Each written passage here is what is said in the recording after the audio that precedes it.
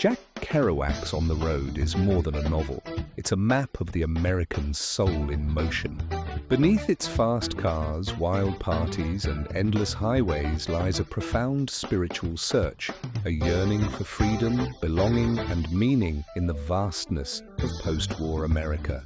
The story follows Sal Paradise, Kerouac's alter ego, a young writer recovering from personal loss and creative stagnation. His life changes when he meets Dean Moriarty, a magnetic drifter with a tremendous energy who lives entirely in the present moment. Dean, based on Kerouac's friend Neil Cassidy, is reckless, brilliant, and possessed by a kind of divine madness. Sal is drawn to him instantly, writing, "The only people for me are the mad ones, the ones who are mad to live, mad to talk, mad to be saved." Together they embark on a series of cross-country journeys that take them from New York to Denver, San Francisco, New Orleans, and finally to Mexico. Each trip becomes a search for what they call it, an undefinable experience of truth, connection, and transcendence. Along the way, they encounter a kaleidoscope of characters: Carlo Marx, Allen Ginsberg, Old Bull Lee, William S. Burroughs, hitchhikers, jazz musicians, and lovers who reflect fragments of America's restless spirit. Kerouac's prose flows like jazz, spontaneous, rhythmic, and alive. His writing style, which he called spontaneous bop prosody, was inspired by the improvisational energy of bebop musicians like Charlie Parker. The language itself becomes a vehicle of motion, mimicking the speeding cars, the dizzying nights, and the spiritual highs of the road. His sentences rush forward breathlessly, unpunctuated by convention, as though written in one ecstatic exhale, when the only thing to do was go. But the novel's deeper power lies in its melancholy. For all their adventures, the freedom the characters seek remains elusive. Dean's charm begins to fray. His manic drive gives way to exhaustion and instability.